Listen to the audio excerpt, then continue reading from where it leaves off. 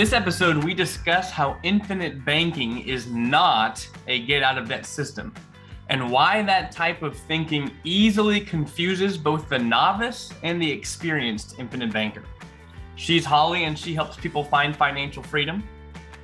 He's Nate. He makes sense out of money. This is Dollars and Nonsense. If you follow the herd, you will be slaughtered. All right, Holly, well, it's great to be back. It's great to be in front of the audience and talking about a topic that we run into a decent amount when I speak with new clients that are just learning about infinite banking, as well as, clients that have been around for a long time. Somehow, some way, there's this thread that people get latched onto that the infinite banking concept is mainly a get out of debt system of some sort. Like one of the main things and the whole purpose of IBC is to get out of debt. And it causes a lot of confusion for people who either start out IBC without debt. They're like, well, if that's what it's all about, why am I even going to do it? And then also for the people who have been practicing IBC who wind up out of debt, they're like, well, what's next? So we wanted to dive in today and talk about some of the reasons why it is not all about paying off debt. And then I guess we would lean into what it's really about. What exactly are we trying to accomplish with IBC if it's not getting out of debt? What it is a system, and it's in the name of it, an infinite banking system. So you are literally trying to create a banking system, a closed system for your money. So in reality, it really isn't just, oh, how much can I pay off debt? And we have so many people, maybe they don't have any debt. So they automatically, if they assume it's only for paying off debt or recapturing debt or however you want to phrase it, they automatically say, well, it's not for me. I know. I hear that quite often with somebody new, like, well, what's the point of me doing this? I don't have any debt already, so why would I want to do this? And I definitely get the reason for it. I think there's confusion there because anytime a strategy is going to call itself becoming your own banker, it would make sense if I'm having to constantly borrow money from banks to do this system. But since I'm not borrowing money from banks quite often, then why would I do that system? So I definitely understand the confusion just by the name of banking and our thoughts about banking, why people would lean towards that, why they think that way. And then even if you read Nelson Nash's book, Becoming Your Own Banker, that really started everything and coined the term, he just spent a lot of time talking about the importance of, getting banks out of your lives completely. He was a very strong, principled man. He was very strongly focused on the principles that he believed in, and he hates banks. Yeah, so, he really does. He does. And I don't know a lot of people who are huge fans of banks. I mean, there's good bankers out there, but as far as all the rules and restrictions that come with using bank loans and different things, becoming your own banker, and the idea of getting out of debt, people do cling to that because no one really wants to be in debt in the conventional term. Well, and so Nelson Nash talks about that quite often. But I guess you can't let the nickel hide the dime. In other words, while many people do get out of debt when they practice infinite banking, and many people avoid banks, and that's a huge part of this philosophy, it's not some sort of get out of debt system that I think people think it is, which causes a lot of confusion. I think, Nate, it also causes people to automatically disregard the system or infinite banking because their mentality is it's just a way to get out of debt. And until we change the mentality and understand that it's actually a way to create a banking system for you and create wealth for you and your family, you have to have the mind shift. You really do. It depends on really where you're at. In other words, whether or not you're going to pay any debt off when you start infinite banking really just depends on, do we have debt sitting around that we need to pay off? So if infinite banking is not about getting out of debt, then what is it? What is it all about? And infinite banking at its core is all about becoming more profitable in the banking world by becoming an owner. If you have deposits at the bank, you are a customer of the bank. If you have loans with the bank, you're a customer of the bank. We don't make any money or very much at all being customers of the bank. The bank makes a ton of money because they own the system that's creating all this profit.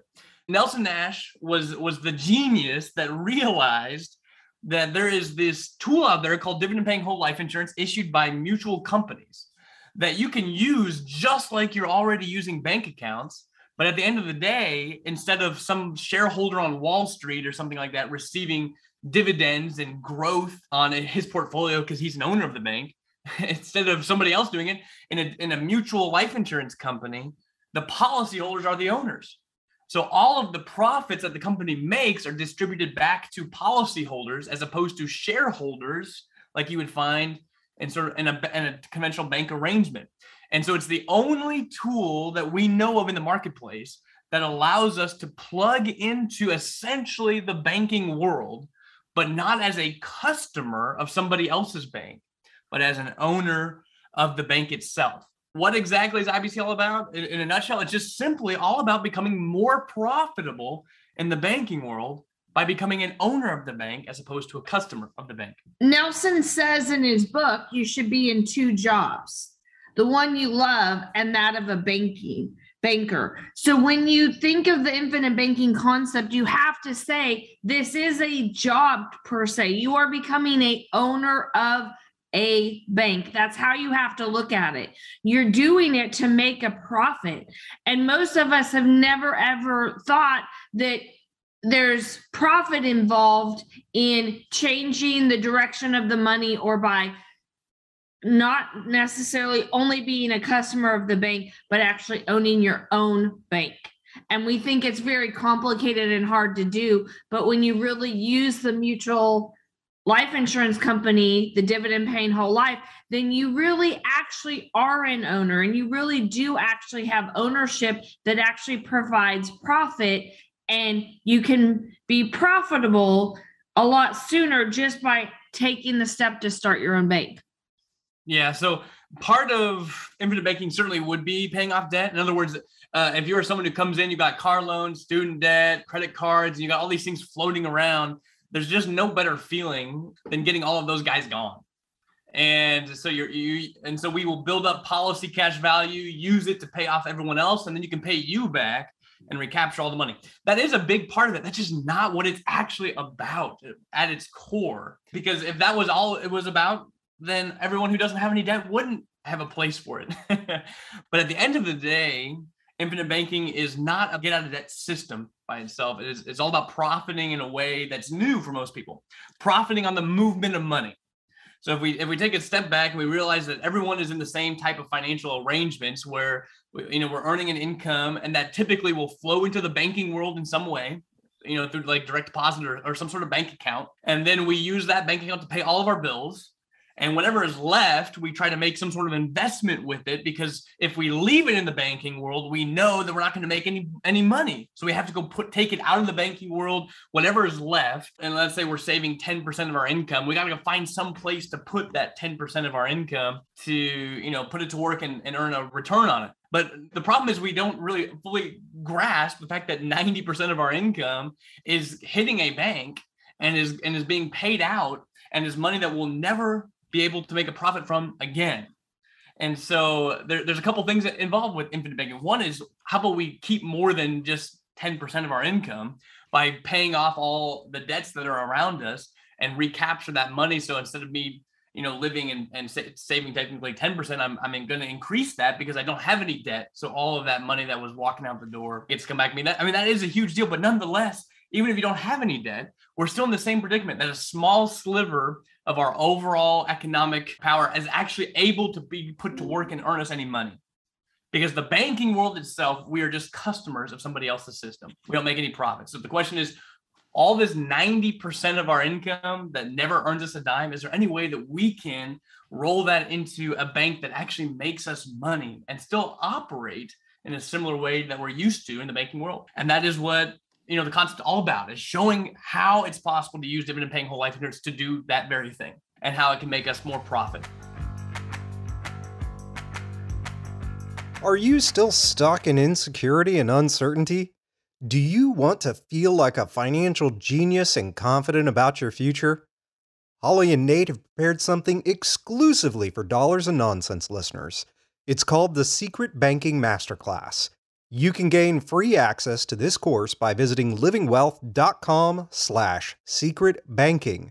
That's secret banking, all one word. The course will share with you how the conventional system stacks the deck against you and exactly how to break free from their system. We believe in challenging the status quo. We believe in defying conventional wealth tools while maintaining traditional values. After all, most of those conventional tools only ever seem to make someone else on the inner circle rich. Visit livingwealth.com/secret banking. That's secret banking, all one word. Ease your worry and start your journey towards security today. Visit livingwealth.com/secret banking. Now, back to the great episode with Nate and Holly. I hope that we can maybe pan back, zoom out a little bit and not get caught up on, hey, this is a great way to buy cars, or hey, this is a great way to pay off debt, or hey, this is a great way to do this, and actually see the system for what it is. It's simply a way that we can become more profitable in the banking world by becoming an owner. And as much of our money that we can roll into our bank and then pull it out and go utilize it from there, the more profitable we will be. Because in our bank, we're the only people that profit from any of the money that's earned inside of it. Somebody's going to make that money. We just feel it should be you and me. Yeah. It's the ability to actually create wealth just by changing where your money is going. And instead of just sitting there and being complacent and giving it to the bank and just letting the bank make all the money, this allows you the ability to be able to make money with your money. Yeah.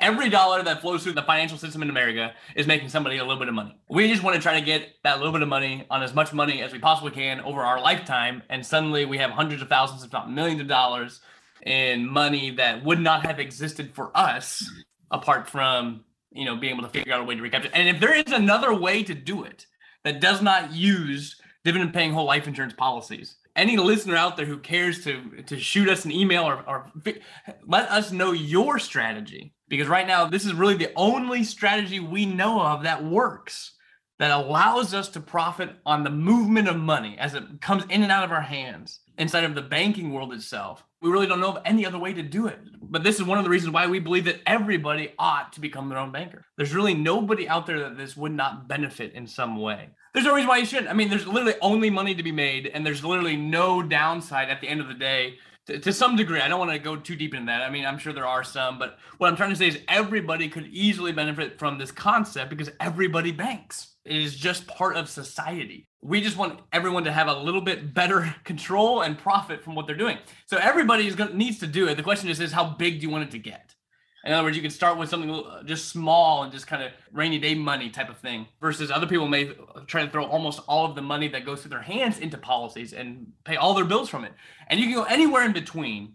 So the question is not, should I become my own banker? The question is how big do I want my bank to get? And there can be reasons why you don't want to go too big either. It kind of depends on where you're at, what you want to accomplish with it and some different things, and how much time, how much runway do we have to create it? So there's all these things that would go into the scale side of the equation. But apart from that, everybody should start at some scale because we're all going to bank and we want to make more profit doing it. To wrap it up, Holly, IBC is not about paying off debt. It's not a get out of debt system. It is becoming your own banker, which is a far bigger process than simply paying off loans at banks. We may end up paying off loans at banks, especially if that is one of your desires. But at its core, what it is becoming more profitable in the banking world by becoming an owner of the bank as opposed to a customer of somebody else's bank. That's at its core what it is.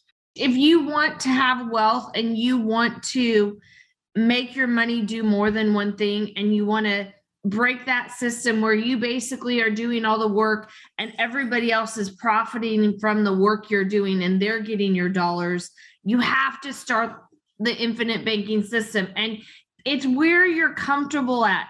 It's a matter of just getting started. You can always scale up, but the reality is you have to get started in order to do anything. So I'm sure there are some downsides, Nate, but it's one of the safest places or most secure places with no risk to put your money to be able to make money. Exactly. I mean, I know this isn't the purpose of the podcast really to get into the pros and cons of IBC or anything like that necessarily, but I mean, really the only downside to it is just that it takes time to build it. So in other words, if you don't have time to build, then you would want to start at a low scale. If you have time to build, you might want to start at a high scale. And we could talk about that maybe in another episode, but all that to say, we're all going to practice banking someplace in some way. So if there's another way to do it, let's dive in, let's figure it out. We have a way that we know works that's been, being done since the 1980s, as far as, in Nelson Nash's mentality or Nelson Nash's group. But I mean, it's a product that's been around and been used for these types of banking things ever since the 1800s. It's a tried and true thing. We all know it works. We know how it works. It's in a tax-free environment. We can't find anything else that works the same way. And it's the only way we really know of right now to become our own banker and make profit. That's why we love it. That's why we do it. But these types of confusions about how it's all about paying off debt or all about getting rid of loans just kind of downplays the significance of what Nelson Nash's system really is all about.